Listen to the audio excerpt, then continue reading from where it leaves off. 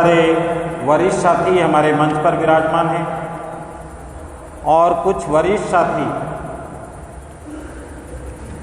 ऐतिहासिक लोग भी आपके बीच में सभागार में भी उपस्थित हैं। मैं उनका परिचय इसलिए कराना चाह रहा हूं और समापन सत्र में उनको बोलने का भी समय देंगे।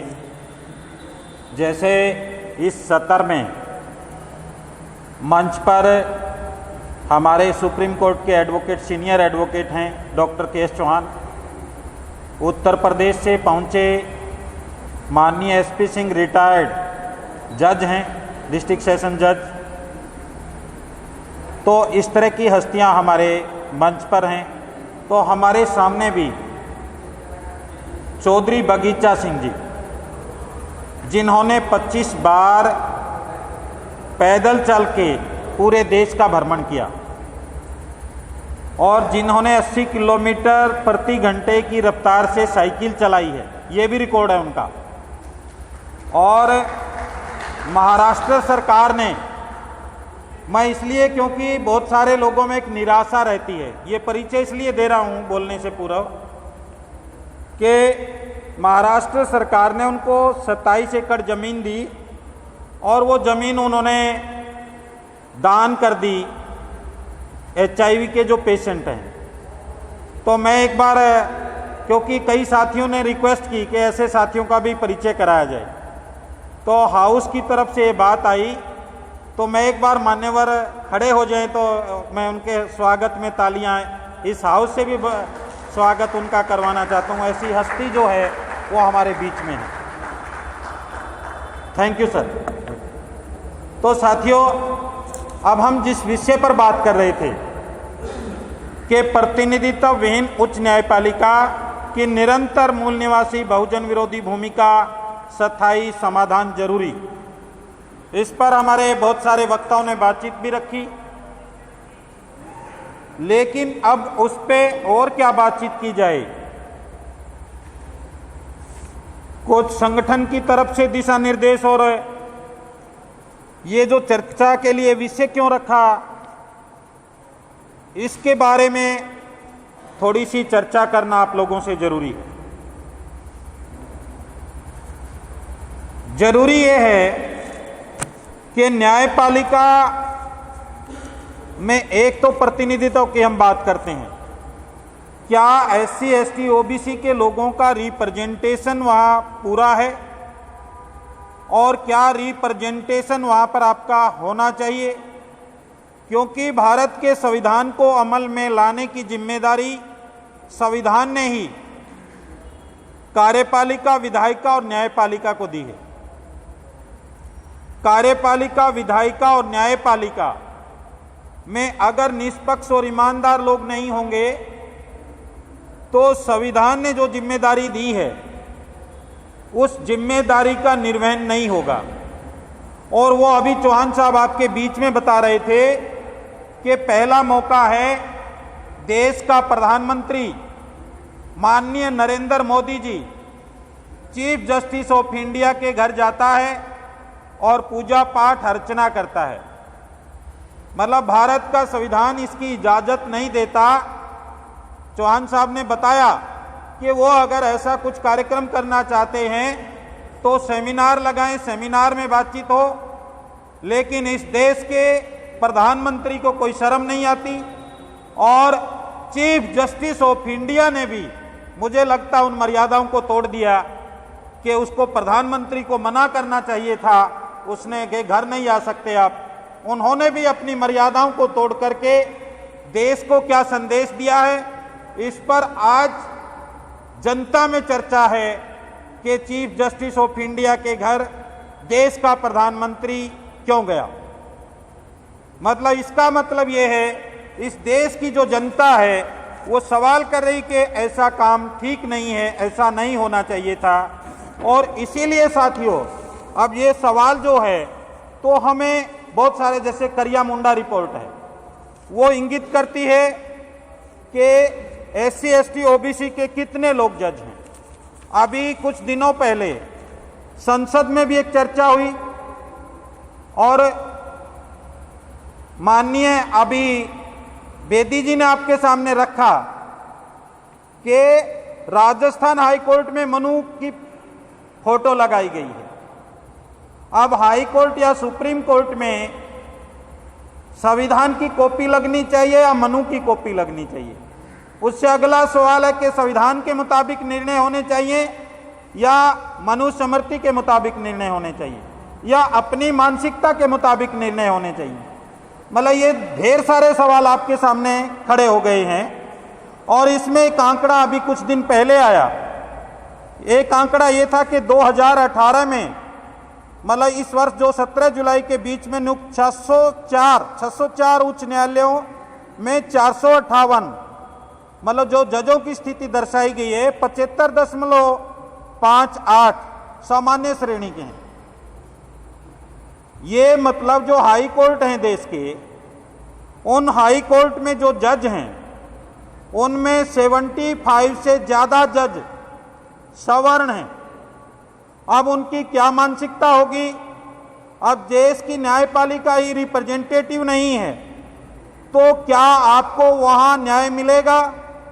उसमें एक आंकड़ा भी आया चर्चा के दौरान कि 2.98% जज ही शेड्यूल कास्ट हैं, 1.49% ही शेड्यूल ट्राइब के जज हैं और ओबीसी अदर बैकवर्ड क्लासेज के जो जज हैं वो 11.92% और अल्पसंख्यक जिसमें मुस्लिम सिख ईसाई जो लोग हैं वो 5.6% लोग ही जज हैं। अब ये जो जजों की स्थिति है, सुप्रीम कोर्ट के बारे में भी चर्चा हुई, उसमें जो है 33 जजों में से 2023 की रिपोर्ट है 12 जज केवल ब्राह्मण जज थे। आप देखिए, जब 12 जज एक ही जाति के होंगे तो क्या वहां न्याय संभव है? दूसरा, उनकी जो मानसिकता है, क्योंकि अभी चर्चा हुई हमारे स्टेज पर भी कि chief justice of India Ayodhya के मसले के संबंध में थे, जज थे, लेकिन वो कैसा निर्णय दिया उन्होंने? कोई आदमी बता रहा था कि उन्होंने साइन भी नहीं किए। तो इस तरह अगर निर्णय आएंगे तो क्या स्थिति होगी देश की? तो इसीलिए तो देश के साथ भी जुड़ा हुआ है।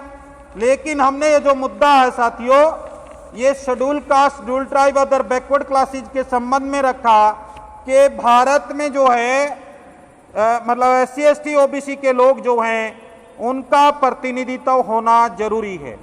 अब प्रतिनिधित्व है क्या साथियों, इसको समझना बहुत जरूरी है।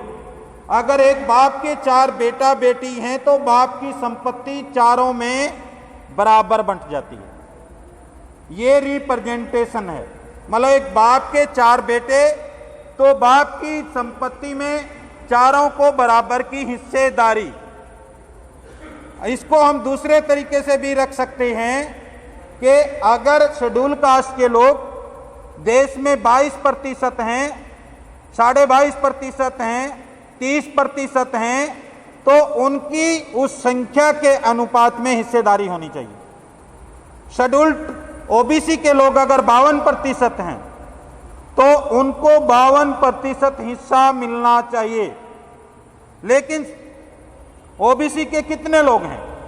12% भी जज नहीं है। तो इससे सिद्ध होता है कि इस देश में रिप्रेजेंटेशन जो है, प्रतिनिधित्व विहीन की जो हम बात कर रहे, रिप्रेजेंटेशन सिस्टम प्रॉपर नहीं है। और रिप्रेजेंटेशन प्रॉपर कैसे होगा? उच्च न्यायपालिका, हाई कोर्ट और सुप्रीम कोर्ट में अगर हम देखते हैं, वो आंकड़ा मैंने बताया कि 75% से ज्यादा जज मतलब सवर्ण है। SC ST OBC की संख्या 90% है और उनके जज 25% नहीं है। और जब उनके जज 25% नहीं है तो क्या SC ST OBC के लोगों को न्याय मिलेगा? दूसरी बात यह कि जो जज हैं वो संविधान को मानने वाले मानसिकता के जज नहीं हैं। उनके जो दिमाग में जो बात आई, उनके दिमाग के हिसाब से जो अच्छी लगी या उनके लोगों के लिए जो अच्छी लगी, उसके मुताबिक वो निर्णय कर रहे हैं। अब इसलिए ये विषय हमने रखा कि भाई स्वतंत्रता के बाद जहां कार्यपालिका और विधायिका में मूल निवासी बहुजनों का प्रतिनिधित्व बढ़ा, लेकिन संस्थाओं का लोकतांत्रिकरण हुआ, परंतु उच्च न्यायपालिका में आज भी मतलब SC ST OBC समुचित प्रतिनिधित्व में नहीं है। तो मैं कह रहा था कि संख्या के अनुपात में कोई चीज मिलती है वो हिस्सेदारी कहलाती है, संख्या के अनुपात से कोई चीज कम मिलती है हकमारी कहलाती है, और संख्या के अनुपात से कोई चीज ज्यादा दे दी जाए और अगड़ों के बराबर लाया जाए तो वह आरक्षण है। तो वो मिला नहीं हमें, तो इसलिए प्रतिनिधित्व की बात हो रही है कि भाई जिसकी जितनी संख्या है SC ST OBC की तो उतना हिस्सा उसको मिलना चाहिए, लेकिन वो हिस्सा हमें मिला नहीं।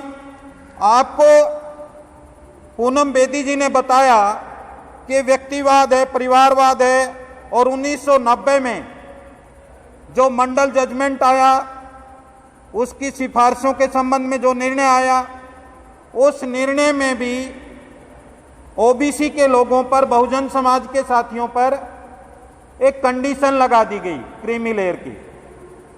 उसी निर्णय में 9 जजों की बेंच ने वो निर्णय दिया, एक क्रीमी लेयर की कंडीशन लगा दी गई और एक 50% की कंडीशन लगा दी गई, जबकि हमारे संविधान में कहीं पर भी 50% की कंडीशन नहीं है।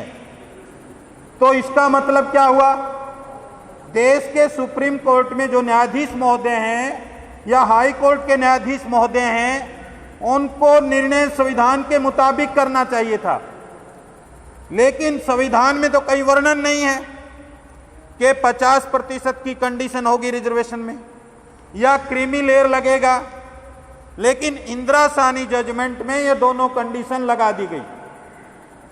अब ये दोनों कंडीशन लगाने से जो OBC के हमारे साथी थे, जो पढ़ा लिखा सकते थे अपने बच्चों को, वो क्रीमी लेयर में बाहर हो गए, और जो पढ़ा लिखा नहीं सकते थे वो वैसे नहीं आ सकते थे। तो इस तरीके से जो क्रीमी लेयर लाया गया, और ये केवल उससे नहीं, 1951 का जो फैसला है स्टेट ऑफ मद्रास, उस संबंध में भी इस तरह का, क्योंकि ये धोखाधड़ी देश के आजाद होने के बाद और देश का संविधान लागू होने के बाद ही आपके साथ शुरू हो गई। अब इसमें अभी कल भी कई साथी बोल रहे थे, हम चाह रहे थे कि वो इस पर बातचीत ना करें, लेकिन फिर भी कल कई साथी बोल रहे थे और आज भी 1-2 साथी ने बात की। 1 अगस्त को जो फैसला आया माननीय सुप्रीम कोर्ट का, उसमें आपको वर्गों में बांट दिया जाएगा और हरियाणा सरकार उसकी शुरुआत कर चुकी है। तो मैं कुछ सवाल तो ये है कि पहली बात तो ये है कि ये जो फैसला है ये संवैधानिक तौर पर गलत है, लेकिन हम लोग कहते रहे आपकी न्यायपालिका सुनने वाली नहीं है, आपकी विधायिका भी सुनने वाली नहीं है, उन लोगों को ये निर्णय लागू ही करना है। तो आपको क्या करना चाहिए? दूसरा, इसका संदर्भ आपको ये सोचना पड़ेगा, निर्णय क्यों आया? ये निर्णय क्यों आया? निर्णय इसलिए आया कि वो आपको बांटना चाहते हैं। चुनाव से पूर्व अगर एक बात आप देखते हैं, लोकसभा का चुनाव हुआ, SC ST OBC के लोग संविधान के मुद्दे पर, लोकतंत्र के मुद्दे पर एक जगह आए तो दुश्मनों को चिंता हो गई कि कैसे बांटा जाए। अब उन लोगों ने एक निर्णय दिलवा दिया कि वर्गीकरण होना चाहिए। अब वर्गीकरण अगर उसका इंप्लीमेंटेशन सही नहीं होगा तो वर्गीकरण और ज्यादा घातक हो जाएगा। अगर उसका इंप्लीमेंटेशन ठीक हो जाए तो थोड़ी बहुत राहत मिल सकती है।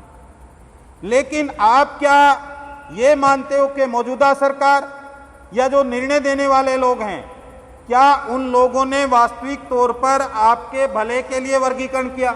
मतलब एक सवाल है वर्गीकरण के चाहने वालों के लिए भी, और जो वर्गीकरण का विरोध कर रहे हैं उनको भी सोचने की जरूरत है। क्या आपके विरोध करने से वो रुकने वाले हैं? क्या वो मानने वाले हैं? जैसे प्रमोशन का मुद्दा हरियाणा में गर्म रहता है, अब वो किसी एक तरफ वाल्मीकियों को पैसा देंगे कि आंदोलन चलाओ, एक तरफ जो चमार जाति के लोग हैं जो वर्गीकरण का विरोध करके उनको पैसा देंगे, तुम भी कोर्ट जाओ, और वो किसी को कुछ नहीं देंगे। एक भर्ती निकलेगी, उस पर क्या नाम है, डीएससी वाले कहेंगे बिना वर्गीकरण नहीं होनी चाहिए, और दूसरे कहेंगे कि आंकड़ा लाओ नया। अभी कोर्ट में जाएगा, क्योंकि नायब सैनी हरियाणा के मुख्यमंत्री बने और जिस जल्दी से उन्होंने ये निर्णय दिया, वो जो पहलू थे, पहली बात तो संवैधानिक पहलू है ही नहीं, लेकिन फिर भी वो जिसकी बात कर रहे हैं वो पहलू भी यहाँ पूरे नहीं किए गए। वो पहलू क्या थे कि भाई कम से कम डीएससी की कितनी संख्या उतनी ले आओ, और एससी की कितनी है उनकी ले आओ, जितनी संख्या बनती है उतना दे दो। 2011 का आंकड़ा पुराना आंकड़ा है, नया आंकड़ा आपके पास है नहीं, और बिना आंकड़े के अगर आप बंटवारा करते तो इसको लेकर के कोर्ट जाओगे, लोग कोर्ट जाएंगे। और मुझे तो लगता है इसमें खुद भाजपा ही अपने लोगों को, चाहे वो चमार जाति के लोग हैं चाहे वो वाल्मीकि जाति के लोग हैं, दोनों तरफ से पैसा देगी और कोर्ट ले जाएगी, और हम लोग लड़ते रहेंगे। अब बामसेब के लोगों के सामने क्या मुद्दा है?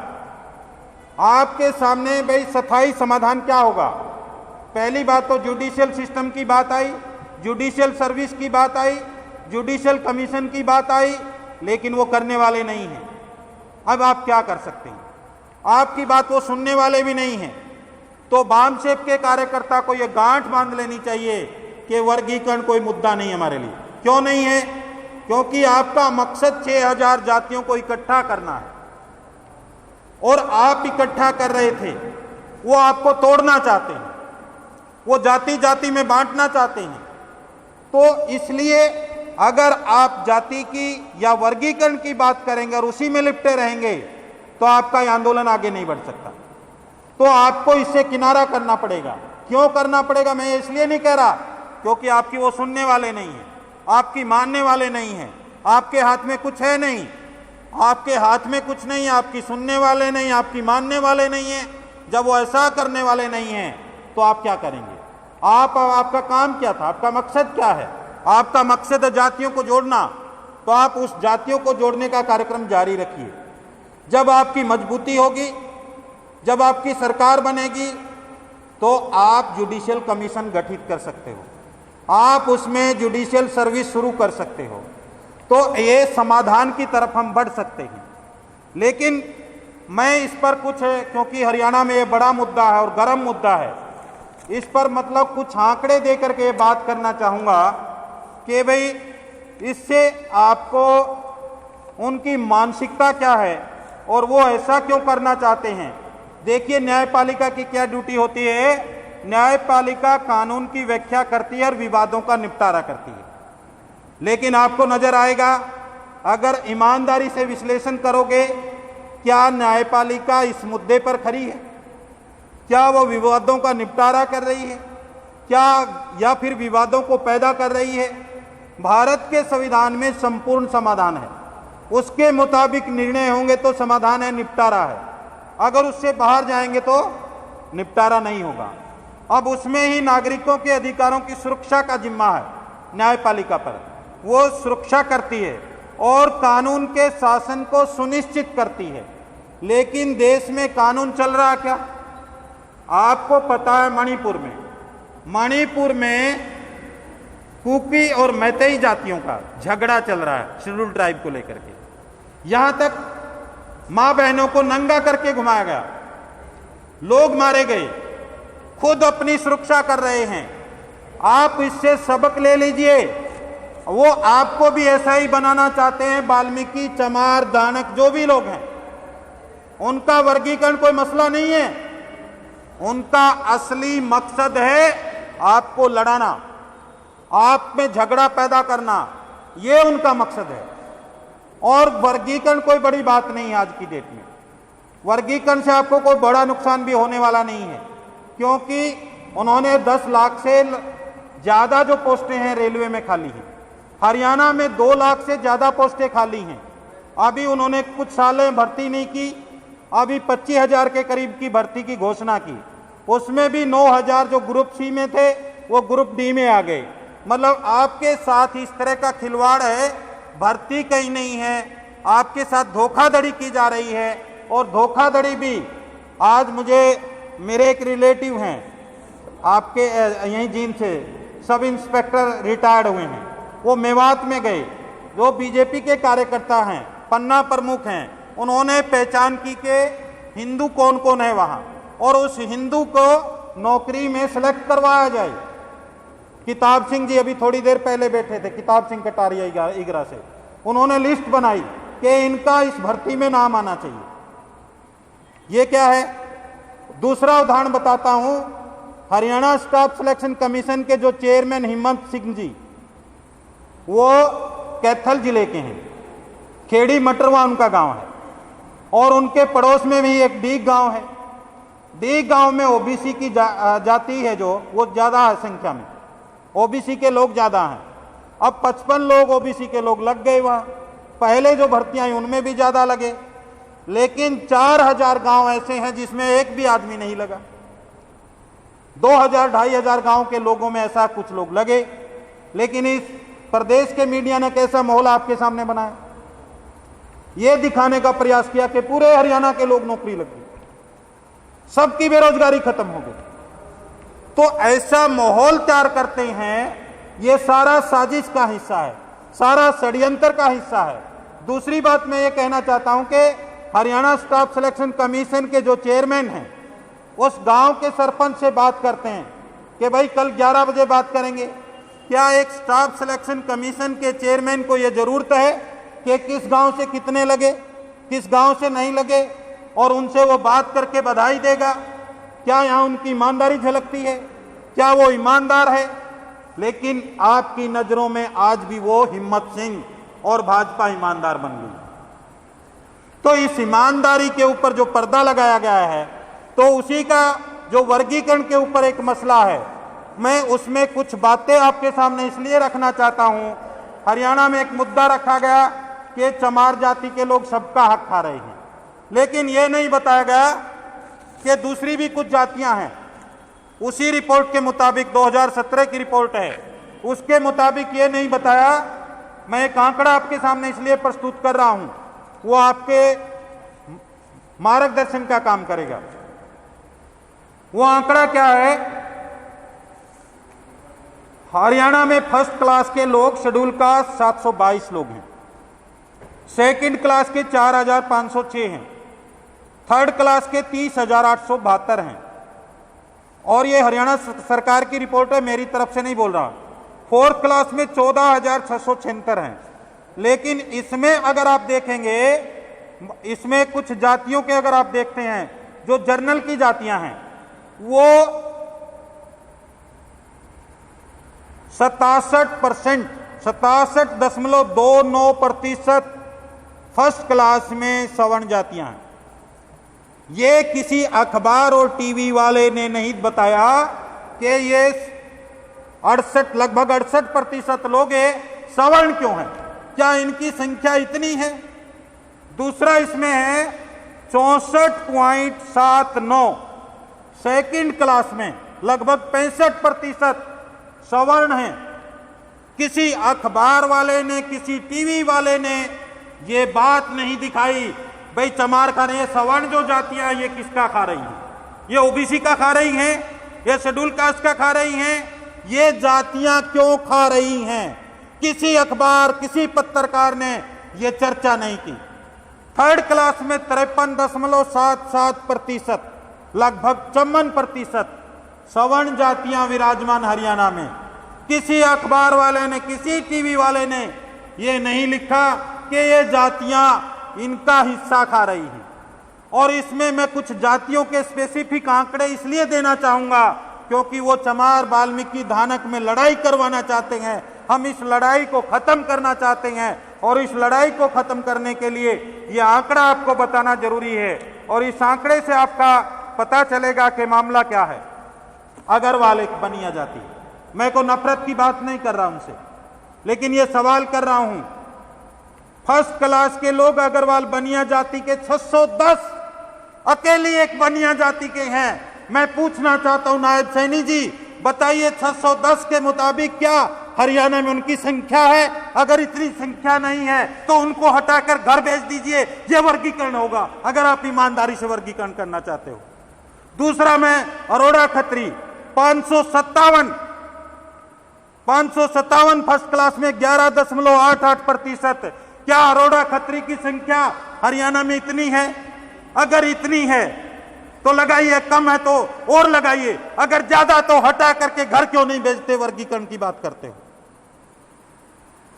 मैं वर्गीकरण का विरोधी नहीं हूं, लेकिन मैं वर्गीकरण की इसलिए बात उठा रहा हूं। ब्राह्मण 491 है, 10.47% गवर्नमेंट का आंकड़ा है, ये लगभग 11% ब्राह्मण क्या हरियाणा में है? अगर ब्राह्मण 18 है तो 7 और लगा दीजिए, अगर 11 से कम है तो मैं निवेदन करना चाहता हूं नायब सैनी जी, उनको हटा करके घर भेजिए। वर्गीकरण का मैं सैल्यूट करूंगा आपके न्याय की प्रक्रिया को, लेकिन क्या नायब सैनी ऐसा करेंगे? क्या भाजपा ऐसा करेगी? तो आप लोगों को लड़ाने का षड्यंत्र चल रहा है। दूसरा, मैं वर्गीकरण के जो साथी हैं, हरियाणा में जब वर्गीकरण हुआ 1994 में, तो निश्चित रूप से साथियों उसका कुछ फायदा भी हुआ, ऐसी बात नहीं है। हम लोग अगर ये विरोध ही करते रहे तो वर्गीकरण जब हुआ उस वर्गीकरण में कुछ फायदा भी हुआ, लेकिन आज वर्गीकरण होने के बाद भी वाल्मीकि और चमारों के दो गुट पैदा कर दिए गए हैं जो आपस में एक दूसरे के खिलाफ खड़े हो गए हैं, लड़ने के लिए तैयार हो रहे हैं और भाजपा उनको प्रोत्साहित कर रही है, तो उसको रोकना हमारा मकसद है। तो इसलिए वर्गीकरण बन भी जाए हमारे लिए कोई बड़ा मुद्दा नहीं, हमारा को समाज जोड़ना है, और वर्गीकरण ना हो तो भी कोई बड़ी बात नहीं, लेकिन वर्गीकरण उनका मकसद नहीं है। उनका मकसद है आपको बांटना। मैं ये चाहता हूं, भाजपा और सुप्रीम कोर्ट के जजेस से निवेदन करता हूं, वो वर्गीकरण के अगर समर्थक हैं तो 78% हाई कोर्ट में ब्राह्मण जज हैं, कृपया उनको हटा करके घर भेज दीजिए और वर्गीकरण की जो डीएससी की जातियां हैं उनके लोगों को वह जज लगा दीजिए। क्या न्यायाधीश महोदय इसका पालन करेंगे? क्या यहां वर्गीकरण की जो इच्छा है या जरूरत है उनको जज लगाएंगे ताकि वो अपने मुताबिक निर्णय दे सकें? मैं उसका समर्थन करता हूं वर्गीकरण का, अगर वहां पर वो डीएससी के लोगों को वहां जज लगा करके भेजेंगे या ओबीसी के लोगों को हिस्सेदारी देंगे। तो इसलिए मैं आपके सामने साथियों ये बात रख रहा था कि सुप्रीम कोर्ट में जो निर्णय होते हैं, जैसे एम नागराजू का फैसला है, एम नागराजू का फैसला भी आपके खिलाफ था, क्योंकि उसमें यह दिशा निर्देश नहीं है, वो सरकारों को बाउंड नहीं करता, आपके ऊपर बोलता कि इससे एडिकेट रिप्रेजेंटेशन हमारा है या नहीं, ये कौन डिसाइड करेगा? पर्याप्त प्रतिनिधित्व सरकार डिसाइड करेगी या हम डिसाइड करेंगे? एससी एसटी ओबीसी के लोग डिसाइड करेंगे या सरकार डिसाइड करेगी? कौन डिसाइड करेगा? इसको डिसाइड करेगा हाई कोर्ट, सुप्रीम कोर्ट और देश की सरकारें और देश के डिपार्टमेंट। क्या उन डिपार्टमेंट ने आंकड़ा लिया और जिन्होंने उसकी भर्ती नहीं की, जो कोटा पूरा नहीं किया एससी एसटी ओबीसी का, क्या उनके खिलाफ किसी सरकार ने कार्रवाई की? क्या किसी हाई कोर्ट, सुप्रीम कोर्ट ने कोई कार्रवाई की? अगर नहीं की तो यह कार्रवाई कब होगी? इसलिए साथियों एडिकेट रिप्रेजेंटेशन का जो फार्मूला उसमें लगाया गया, मुझे लगता है इसके साथ साथ ये बंदिश भी लगानी चाहिए थी कि सरकारें उसको तुरंत भरें और जो ऐसा नहीं कर रहे अधिकारी उनके खिलाफ कार्रवाई करें। बैकवर्डनेस का क्राइटेरिया साथियों, अब कोई आदमी शेड्यूल कास्ट या बैकवर्ड क्लास का किसी भी जाति का, वो मान लेते वाल्मीकि या चमार जाति में पैदा हुआ, वो कलरक लगा, असिस्टेंट बना, डिप्टी सुप्रिटेंडेंट बना, सुप्रिटेंडेंट बना, क्या उसके बनने के बाद उसकी जाति बदल जाएगी? तो ये बैकवर्डनेस के क्राइटेरिया की क्या वहां जरूरत थी उस प्रमोशन में? जो आदमी इस क्राइटेरिया के आधार पर लगा, क्या वो क्राइटेरिया दोबारा उस पर लगाने की आवश्यकता है? फिर वो कहते हैं दक्षता, एफिशिएंसी प्रभावित होगी। दक्षता, अगर कोई आदमी अगर जेई एसडीओ बनने का आपको अधिकार नहीं मिलेगा, डायरेक्टर बनने का अधिकार नहीं मिलेगा, आपको हेडमास्टर बनने का अधिकार नहीं मिलेगा, तो आप कैसे सिद्ध कर सकते हो कि मैं बढ़िया हेडमास्टर हूं, मैं बढ़िया एसडीओ हूं, मैं बढ़िया डायरेक्टर हूं? क्या सिद्ध कर सकते हो? लेकिन ये लगा दिया कि प्रशासन की दक्षता प्रभावित ना हो, ये पहले कैसे डिसाइड हो सकता है? तो इस तरीके से सुप्रीम कोर्ट आपके ऊपर उल जलूल जैसे क्रीमी लेयर लगा दिएगा। ओबीसी के लोगों पर 1 लाख लगाया, फिर वो बढ़ते बढ़ते 8 लाख आ गया, और पीछे हरियाणा सरकार ने तो 6 ही लाख कर दिया था उसको। पूरे देश में 8 लाख, लेकिन हरियाणा में क्रीमी लेयर 6 लाख, और उसमें कृषि और उसकी आय भी जोड़ दी वेतन की। तो इस तरीके से इकोनॉमिक वीकर सेक्शन का आप देखिए, पार्लियामेंट में भी पास कर दिया और न्यायपालिका ने भी उसका समर्थन कर दिया।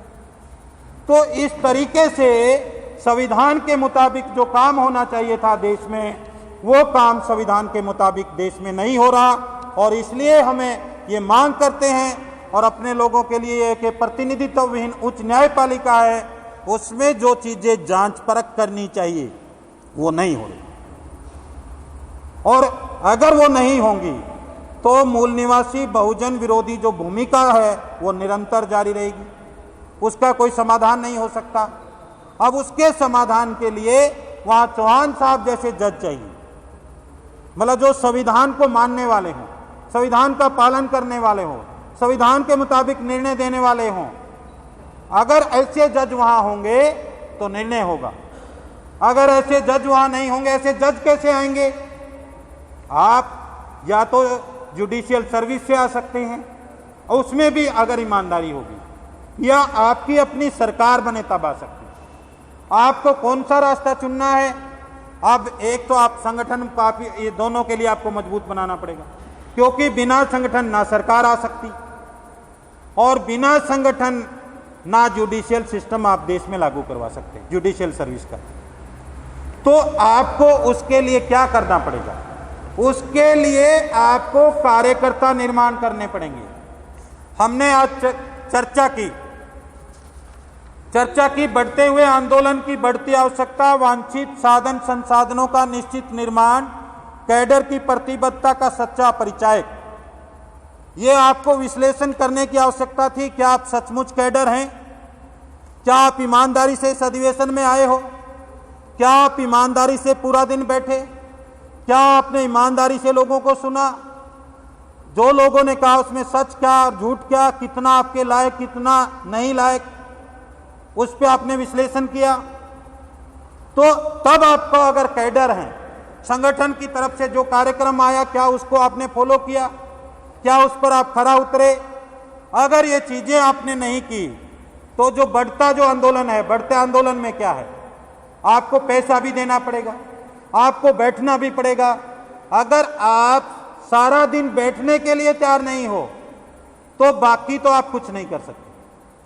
पहली जरूरत तो यह है कि आपको बैठ करके सुनना चाहिए। जो कैडर यहां है, जो आपके ऊपर जिम्मेदारी लगाई, वो आपको उसका निर्वहन करना चाहिए। इसी कड़ी में हमने लक्ष्य प्राप्ति के लिए कार्यकर्ताओं का सुसंगत आचरण एवं व्यवहार स्वावलोकन एवं सामूहिक संकल्प, एक ही विषय ये रखा कि लक्ष्य प्राप्ति, कौन सा लक्ष्य प्राप्त करना चाहते हैं, उससे पूर्व के विषय में हमने चर्चा की। हमारा लक्ष्य क्या है? हमारा लक्ष्य है लोकतांत्रिक पद्धति और संस्थागत कार्यप्रणाली। वो कैसे स्थापित होगी? उसके लिए जरूरी नहीं, आपको अपने आप को भी कैपेबल बनाना होगा। आप अच्छे वक्ता बने, अच्छे संचालक बने, अच्छे श्रोता बने। एक अच्छा श्रोता ही अच्छा वक्ता बन सकता है। बहुत सारी चीजें आप यहां देखेंगे, मैं भी देख रहा था, पता नहीं मेरी आवाज आप तक ठीक जा रही है कि नहीं, कि कुछ बिल्कुल यहां लगा रहे थे, उनकी आवाज ठीक नहीं जा रही थी। कुछ यहां से थोड़ा ऐसे बोल रहे थे, मैं पीछे बैठ करके देख रहा था, उनकी आवाज सही सुनाई दे रही थी। तो श्रोता अगर आप बैठ करके सुनते तो पता लगता है कि हमें अगर स्टेज पे बोलना तो कैसे बोलना, कैसे शब्द इस्तेमाल करने हैं। तो ये सारी चीजें हमारे साथियों ने इन पर प्रकाश डाला कि लोकतांत्रिक पद्धति संस्थागत कार्य प्रणाली क्या है। क्या एक व्यक्ति को ही संगठन का सर्वे सर्वा रखना चाहिए? क्या सदा सदी एक ही आदमी रहना चाहिए? हर आदमी में, किसी आदमी में फिजिकली प्रॉब्लम हो सकती है, मेंटली हो सकती है, सेक्सुअल हो सकती है, इकोनॉमिक हो सकती है, परिवार की हो सकती है, उसका दिमाग कुंद हो सकता है। एक आदमी को खरीदा जा सकता है। अगर एक आदमी ही आपका लीडर है और उसमें कोई इस तरह की कमी कमजोरी आ गई तो फिर क्या होगा? इसलिए हमने कहा कि डेमोक्रेटिक लीडरशिप चाहिए। हमें लोकतांत्रिक पद्धति और संस्थागत नेतृत्व, और उसमें ऐसा चाहिए अगर एक संगठन का एक बड़ा नेता मर गया संगठन खत्म। हमें कैसा चाहिए कि अगर संगठन के 10 लोग भी मर गए हजारों लोग चलाने वाले हों, कि कोई दिक्कत नहीं, संगठन के 20 लोग मर गए हम चलाएंगे, उसी तरीके से चलाएंगे। ये स्थिति आपको निर्माण करनी पड़ेगी, ऐसा कल्चर आपको निर्माण करना पड़ेगा। यही लोकतांत्रिक पद्धति और संस्थागत नेतृत्व है जो कार्यप्रणाली, इसी से व्यवस्था परिवर्तन होगा। क्योंकि जगदेव प्रसाद कुशवाहा ने कहा था पहली पीढ़ी के लोग मारे जाएंगे, दूसरी पीढ़ी के लोग जेल जाएंगे और तीसरी पीढ़ी के लोग राज करेंगे। तो आपको निर्धारित करना है कि आपको आज आप मारे भी जाओगे, अभी शुरुआत नहीं, शुरुआत होगी। अभी आपको जेलों में डाला जाएगा, क्या आप जेल जाने के लिए तैयार हो? आपको गोलियों से भी मारा जाएगा। अगर जो आदमी जेल जाने से डरता हो, गोली खाने से डरता हो, मुझे लगता है वो बाबा साहब का न्याय नहीं हो सकता, वो फूले साहब का न्याय नहीं हो सकता।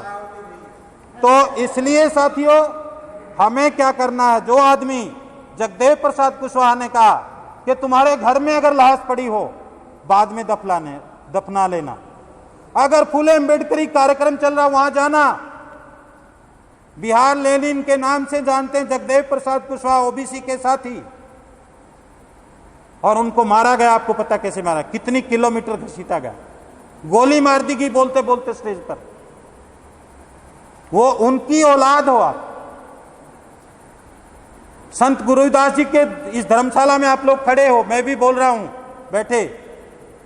संत गुरु रविदास जी, माननीय केसी यादव जी ने हरियाणा का इतिहास एक किताब लिखी कि संत गुरु रविदास जी के आंदोलन के लोग, सतनामी आंदोलन के लोग, अपने साथ हथियार रखते थे, ना किसी पर जुल्म करते थे, ना किसी का जुल्म सहन करते थे।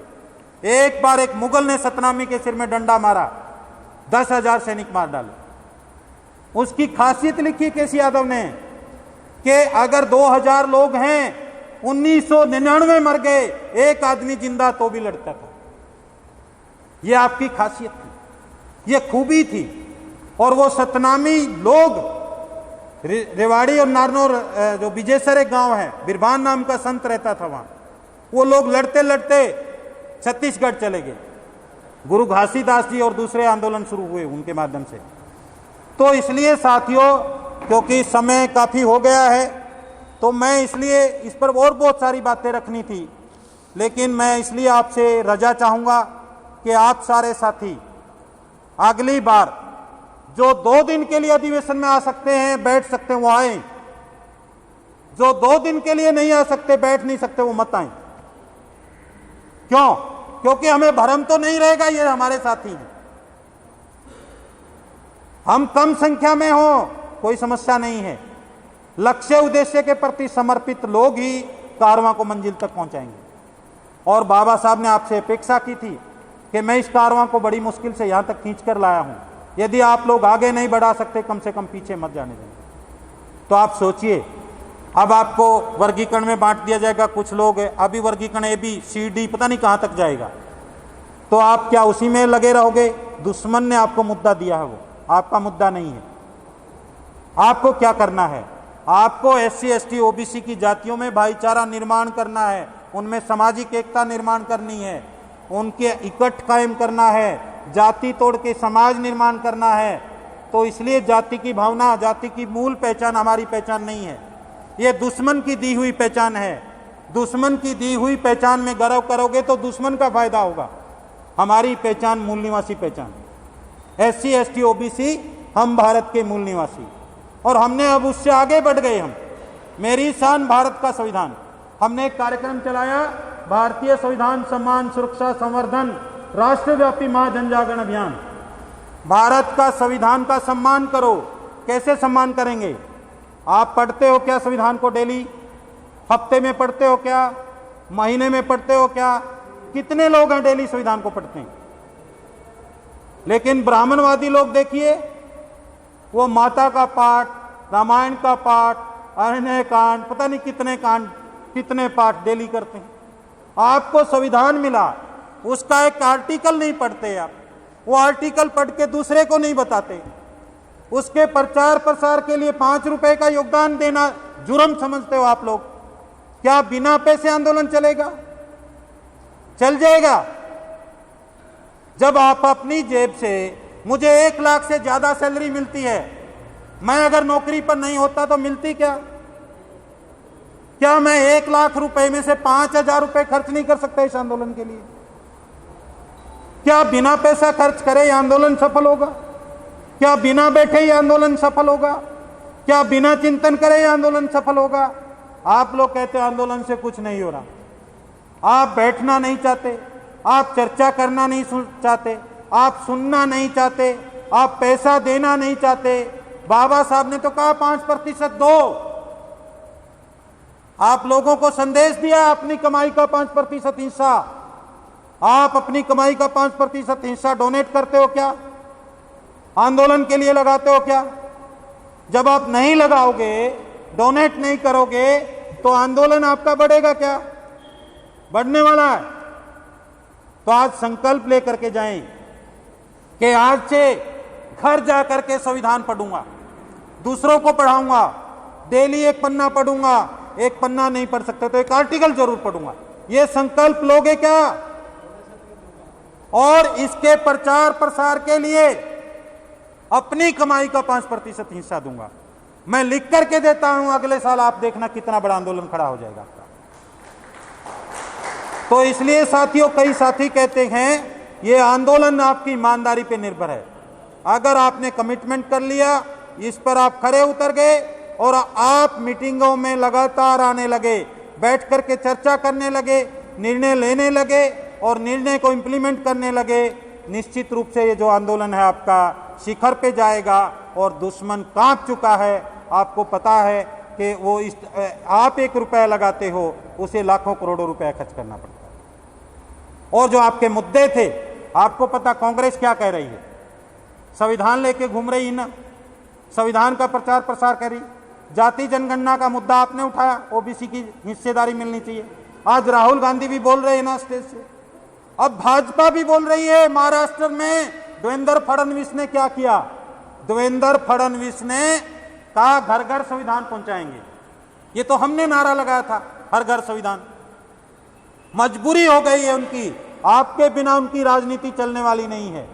आपको हताश नहीं होना चाहिए, आपको खुशी होनी चाहिए। लेकिन खुशी कब होगी? अपने अंदर की हीन और डर भावना निकाल दो। डरना नहीं, हीन भावना निकाल दो। ये दोनों चीज निकाल दो, आपकी जीत निश्चित है और आप बहुत जल्दी जीतने वाले हैं। आने वाले समय में आपके विचारों का ही राज होगा, आपकी पार्टियों का ही राज होगा और आपके संगठन ही देश में स्थापित होंगे। धीरे धीरे ब्राह्मणवादी खत्म हो जाएगा। उसे बहुत तिलमिलाट हो रही है, बहुत घबराया हुआ है, इसीलिए वो आपको बांट रहा है। उसको पता लगा कि लोकसभा में भले ही दुश्मन पार्टी को लोग वोट दिया, उसके लोग जीते। उनको चिंता हुई संविधान के मुद्दे पर इकट्ठा हुई। अगर ये अपनी पार्टी की तरफ चले गए, वो आपके मनोबल को तोड़ना चाहता है। और माननीय कुलदीप बेदी जी ने कहा कि हमारा संगठन आगे बढ़ा है, क्योंकि आज से शायद मेरे ख्याल करे 5-6-7 की बात होगी। यहाँ ही नीचे, ऊपर की बिल्डिंग नहीं थी, हमने अधिवेशन किया था, तब 6,000 रुपये मुझे पूरे हरियाणा से मिले थे। बाकी पैसा मैंने लगा के अधिवेशन किया था। लेकिन आज मैंने अभी तक 500 रुपये दिया है रजिस्ट्रेशन के लिए। इसका मतलब हमारा आंदोलन आगे बढ़ा है और काफ़ी जिलों से लोग जो है हमारे बीच में आए। और जब 2 जिलों में, गुड़गांव और फरीदाबाद में यूनिट थी, कैथल में हम 2-3 लोग थे, तो इसका मतलब आज 19 जिलों में हमारी कार्यकारिणी है। ये अलग बात है कि कुछ साथी अपनी परिस्थितियों का नहीं आ पाए, ये उनकी कमी भी मैं मानता हूँ, क्योंकि हमें संगठन के काम को सारे कामों से ज़्यादा प्रमुखता देनी चाहिए। तो मैं इसी आशा उम्मीद से साथियों आपसे रजा चाहूँगा। बहुत सारी बातें हैं, अभी 2:30 बजने को हैं और 4:30 बजे तक ये कार्यक्रम